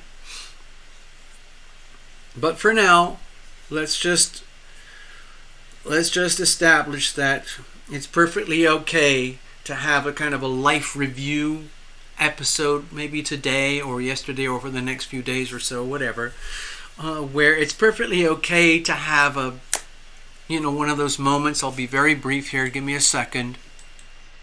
You know how you have those moments you're just living life, and then you have a kind of, oh man, somebody comes into your heart, soul, mind, awareness, or a situation comes into your heart, soul, mind, awareness, and you realize, oh my God, if only, if only, if only. Was it me? Did I screw up? Or did they screw up? In a way, it kind of doesn't matter. We live and learn. But that's part of the retrogrades here. It's a great opportunity to be aware so you don't have to fall into the quagmire, the quicksand again. It's like you'll recognize the problem before it even begins. Alright, let's move on. You wanted to see underneath this card, so let's have a look. Poof! Moving on. So, the way I'm sensing it is that it's okay to be aware of what we just talked about here, but you do not want to linger in this energy field. It's going to pass because Mercury's going to move on quickly. And you won't have to be immersed in that polarity dynamic I just talked about with the Cancer, Capricorn, Mercury, Pluto opposition. You need to move on. Don't dwell on that stuff. Just take it as a lesson and an awareness and then move on. How are you going to conduct your life going forward here? Take everything that you learned and understood and just move on. Downsize, only work with the essentials. Do not allow yourself to get bogged down in anything that would hinder life moving forward, because with all these retrogrades coming up, it's going to be hard enough just to sort of move through it all as it is. It's almost like trying to move through quicksand or move through landmines. You're going to need all your energy. So this is like it's already begun, it's happening, and it's going to fade. So do not dwell on this. Excuse me, I'm starting to lose my voice.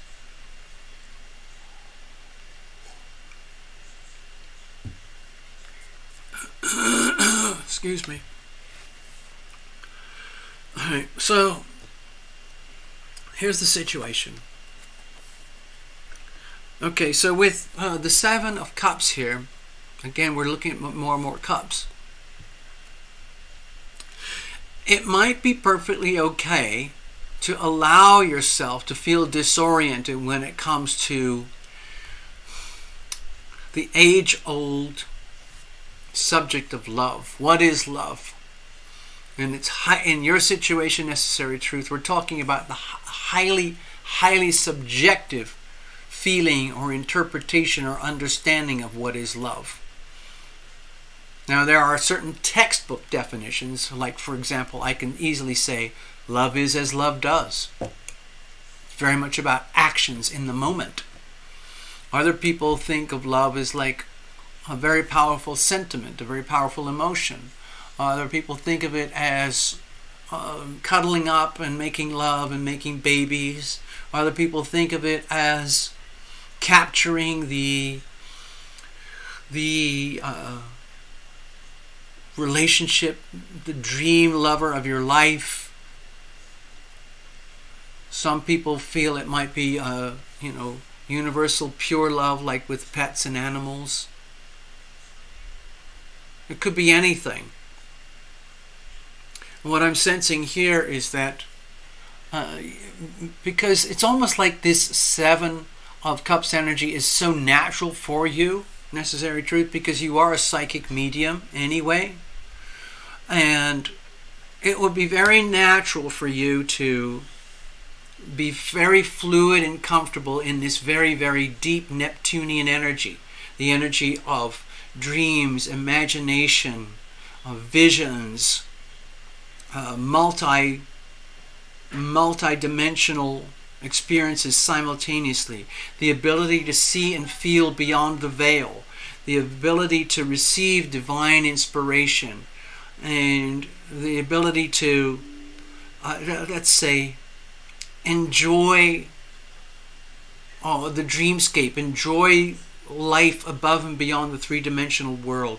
That's very, very normal and very, very natural for you. And it's almost like a gift. Some people, well, in certain readings, this could be associated with drug addiction and delusion and a complete loss of any kind of stability in life. But I don't see that here for you in this reading. Okay, necessary. My feeling here is to be very aware that you're very, very gifted in the spiritual realm and the ability to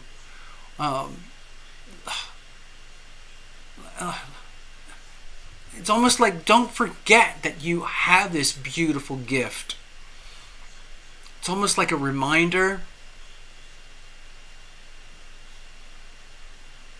It's there for you. It's there all the time. Of course, like in your day-to-day life, sometimes it's very inappropriate to be in this condition.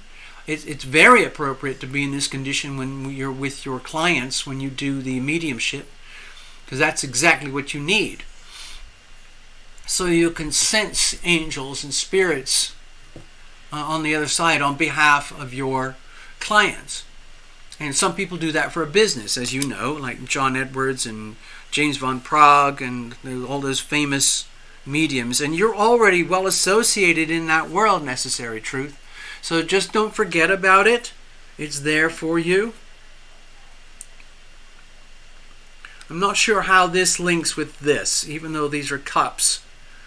If I wanted to get really kind of blunt here, it might be an indication that your expectations for love in a three-dimensional life in this world are slightly out of alignment with reality, and then that can leave you. It could very easily lead you to be frustrated and suffer the bits of regret and remorse that we're talking about here. Like if you have a long-term history of loving and being loved, and then coming to a point of disappointment, and you're sick of it, that would be understandable, okay?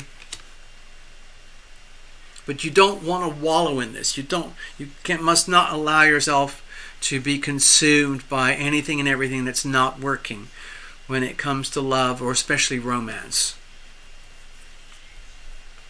It's just better to acknowledge this at the higher frequencies, like you are a high sensory perception being. And sometimes that makes things very difficult to operate in the three-dimensional world when it comes to traditional understandings of love and relationship. You know, marriage, babies, houses, the traditional 3D concepts. Okay, let's have a look. Now, what are the challenges here?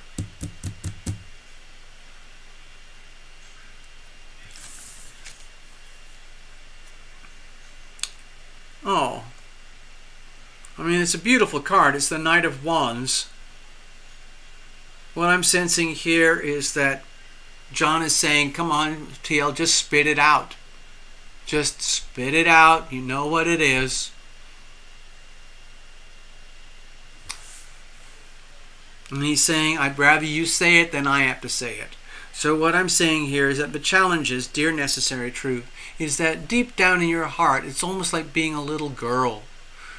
There's the little girl inside of you that would just, for God's sake, I wish there was some wonderful, literally knight in shining armor who would come and save me from myself, so I don't have to deal with all these multi-dimensional complexities which can make certain aspects of life very, very difficult in the three-dimensional realm. I know there's an absolute, it's a beautiful divine gift to be a psychic medium. But as you probably know, most psychic mediums have admitted that they can have certain challenges when it comes to love and relationship, because it's a very rare and unusual energy to have and carry as your standard format, okay? And so wouldn't it be nice if there was somebody who understood you and accepted you just exactly as you are, and that they come in like whoosh, hey, it's okay, necessary, I get you, I understand you, I'm going to make everything better, I'm just going to fix it all for you, so you don't ever have to worry about the things that you worry about, okay? And so that's a perfectly understandable thing.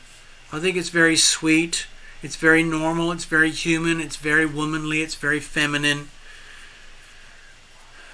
to wish for this, to want for this. It's very appropriate with the Seven of Cups especially. Is it realistic? Both of us probably know not really, but it's still nice. Would be nice, wouldn't it? Anyway, let's see how we're going to deal with this. Let's move forward.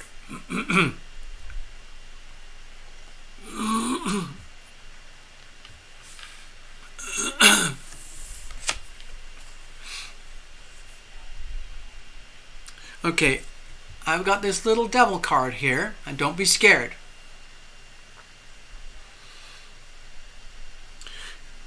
It's like the way to handle things going forward is to understand that sometimes we create our own problems. We become our own worst enemies. For example, if we cling on to certain, I'm just going to be very specific now, okay, necessary? if we cling on to very, very specific expectations about how love and romance is supposed to look in this three-dimensional lifetime right now, and it's really, really like bedded into your core of expectations. Well, I'm a wonderful woman. I have so many amazing qualities. I'm highly desirable, and so on. So why am I dealing with all of this stuff that TL just talked about? I know I have to move. I can't dwell on it, but I'm dwelling on it right now. I will move on, but for right now, I am dwelling on it. How am I going to deal with this? So I go back to the devil. You don't deal with it by trying to crush it or squash it or manage it. It's more to do with understanding that sometimes we create our own dilemmas and problems through expectations. And if you have, let's say, extremely high expectations or certain very specific, that doesn't even have to be high expectations, but certain specific expectations that love and romance and relationships are supposed to turn out in a very specific way. Now, I'm not going to say what that is, but maybe you know inside of yourself that you have perhaps a very rigid or very specific, almost like very well-defined expectation. And it might just be that could be where the problem is, the expectation itself. Okay? I'm just going to quote something from my sister. I don't know where she got it from, but she told this to me a long time ago. I never forgot it, because I am a person myself of extreme high expectations. And when you have extreme high levels of expectation, you're guaranteed to be disappointment. So you've probably already figured it out. She basically said, hey, you know what? If you don't have any expectations, you won't be disappointed. And I kind of went, whoa. Well, that makes a lot of sense, because I have extremely high expectations of myself, of other people, of life, of the world. I have extremely high expectations. And so as a consequence, it's not so common these days, but I suffered a lot of disappointment and feelings of failure and loss because my expectations were not met. Things never rose to my levels of expectation. So that translated into a lot of pain and suffering and regret and extreme delusion and disappointment. Do you see how that connects to this reading? So don't be scared of this, okay? The message here is to understand that you're a human being, you're exceptionally gifted, but you're also a woman, and at heart, you're almost like a sweet little girl who has almost like fairy tale expectations of love and romance and relationships in general. And then to discover that it doesn't quite work out that way, it can be extremely disappointing, to the point where, why can't we just have someone come into my life and fix it all? Some wonderful fellow. Oh, man. And it doesn't happen. And then you're left with yourself. You can't outsource this to anyone else. You end up having to be... It's like you're responsible for your own happiness. If you're expecting your own personal happiness and love and joy to be provided externally, you're guaranteed to be disappointed. And if that is a fundamental expectation for you, then you can multiply the disappointment. So if you can get to a point where you get to realize, my God, I can see how I set myself up. Like,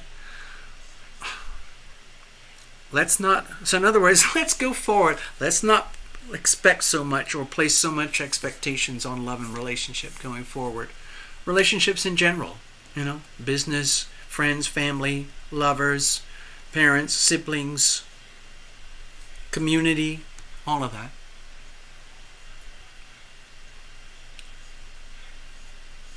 Yeah, It's tough.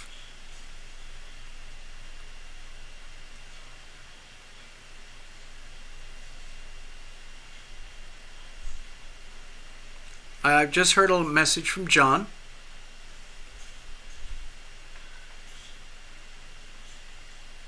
Okay, give me a second here.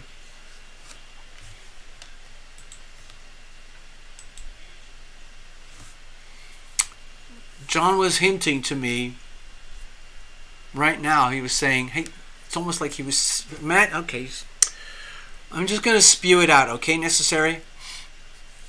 It's like he was saying, like, hey, TL, when I just showed up at the beginning of the reading, I was doing this to try and show you that I'm not wearing a tie. And you misinterpreted that. You assumed that I was adjusting my necktie as if I was a news anchor in my formal shirt without a blazer. But what I was trying to tell you is that there's no tie. Okay? So I don't know how I got confused, but I did. Thank you for pointing that out. Okay? And he just pointed that out again. He made it very, very clear. I was trying to tell you I don't wear a tie. Even though sometimes you get this impression I look like a formal newscaster, a news anchor. Anyway, so we sorted that out. The next thing he was trying to hint to me is like, he was almost like saying, hey TL, I got to tell you, sometimes it's actually really being hard. It's hard to be someone's invisible friend, especially when you're dealing with someone like Necessary Truth, who's already super ultra high frequency stuff. Because technically speaking, she knows all this stuff already. But as a human being in 3D, you forget. And so honestly, he was like saying, it's better, he was trying to hint to me, like, it's better that this reading came through you, TL, rather than me having to try and like massage this, the meaning of this reading into Necessary through my own natural connection. Do you get it? And I went, yeah, I see what you're saying. Because I'm like a third-party individual, and I'm neutral. I'm just your reader. You put a donation, I give your reading. It's like there's nothing personal here, okay? Of course, it's very, very personal in another way, but John wanted to make that clear. Like sometimes he's saying sometimes it's really pretty difficult to be an invisible friend, to be one of your guardian, to be one of your angels. And sometimes it's actually a really good idea that you do these readings in conjunction with TarotLumination, and you bring Chris and John in and whoever else. He just wanted to put that point across, okay? Okay? Hello, Melanie. Now, I'm not going to... Elizabeth, Melanie, I'm not going to do any more readings tonight. My voice is feeling very weak at the moment. If I keep doing this, I'll hardly be able to talk tomorrow. It gets very dry and sort of like... Okay? Melanie, here's what I did last week and I did the week before. I accepted donations from people on Sunday night, but I didn't do the readings on Sunday night. Instead, I did little mini readings during the week on my Zoom, and I sent them as a little mini file, okay? So, Melanie, Elizabeth, I'm not going to do any more readings tonight. I'd love to do 5 or 6 readings a night and get lots and lots of donations. My physiologies won't take it. And I can't force it. I'd love to, but I'm not going to do that anymore. So, if you want to, put a little donation in. You know how to do that. I'll do the routine again. Here it is. You go to a device, a tab, a window, another phone or something. Go to TarotLumination.com, click the donate button, donate page. The processor comes in, you swipe a card, money goes to PayPal, you get your mini reading, okay? So, what I was trying to say is that, oh, we're back on the stage, hold on.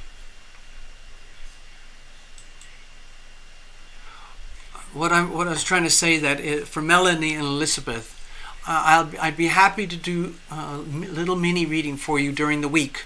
I would do it just like this. I would record it on my Zoom and then send it as a little file. Okay? You know, and depending how much you throw in the pot, it's just you're basically you're paying for my time, whether it's, you know, a 2-hour marathon with a private reading with astrology and multiple spreads, or whether it's, you know, a little mini reading. Anyway, just think about it. I thought I'd mention that. I'd love to help you out tonight, but I'm not going to do it. It's out of my reach tonight. So what I'm going to do is I'm going to wrap out the show. I'm going to play my historical song again. What I want people to do is imagine, I'm going to hopefully play it more and more over there in the future, because I'm really proud of this song. It's my 2A song. 2A stands for Second Amendment, which is to do with the American Constitution, which is this thing. We have the Second Amendment, which is about the right to protect and defend ourselves, and how it correlates very tightly with the First Amendment about the right to freedom of speech and holding our leaders, our so-called elected leaders, accountable and responsible. So I'm going to play that little song while I clear up the stage, and then I'll check in with the chat, and then we'll just wrap things up, okay? So here we go, folks. I'm going to play the song again. What I'd like to invite you to do is use your imagination. It's a slow waltz, okay? Dun dun dun dun dun dun dun dun dun dun dun dun dun dun dun.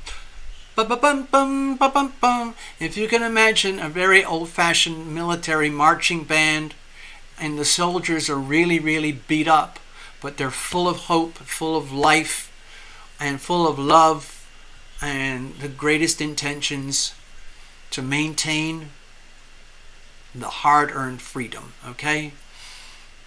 And so you know how soldiers, they would stand up and they would have one of those old-fashioned marching drums, like a snare drum.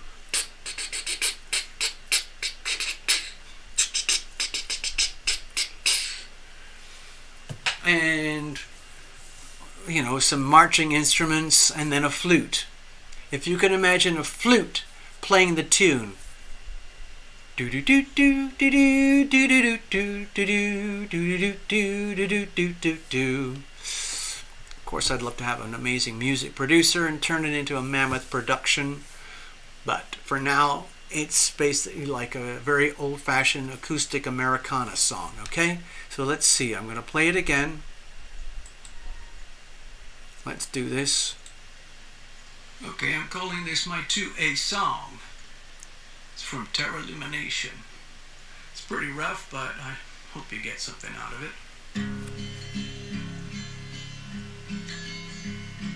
When will I stop being censored? All I'm doing is speaking the truth. Instead I am labeled as a domestic terrorist, extremist with a short fuse.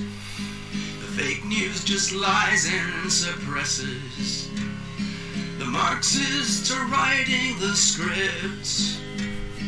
The unaware masses get led to their slaughter while patriots try to resist. All together now. Oh, you can't take me down and you can't shut me up. I got the First Amendment by right. And if the first one is threatened, I've still got the second. I won't go down without a fight. Yes, we still have our sweet Constitution, but it's severely being abused. Our only solution is a new revolution to take back what belongs to you and me. I'm sick of the perverts and pedos trying to normalize child sacrifice. They revel in evil and their satanic rituals packaged in their delicious lies. No, you can't take me down and you can't shut me up. I got the First Amendment by right. And if the first one is threatened, I've still got the second. I won't go down without a fight. It all began way back on 4th of July in 1776. The founders and fighters gave their lives for our freedom. I don't want to live through that again. You see, I'm recalling a past life from that exact time. I shed blood to shake off the chains of the tyrants and despots who owned us like cattle. But if I have to, I'll fight them again. Oh, you can't take me down and you can't shut me up. I got the First Amendment by right. And if the first one is threatened, I've still got the second. I won't go down without a fight. No, you can't take us down and you can't shut us up. We got the First Amendment by right. And if the first one is threatened, we've still got the second. We won't go down without a fight. There, hope you liked it. Gotta press the stop button now.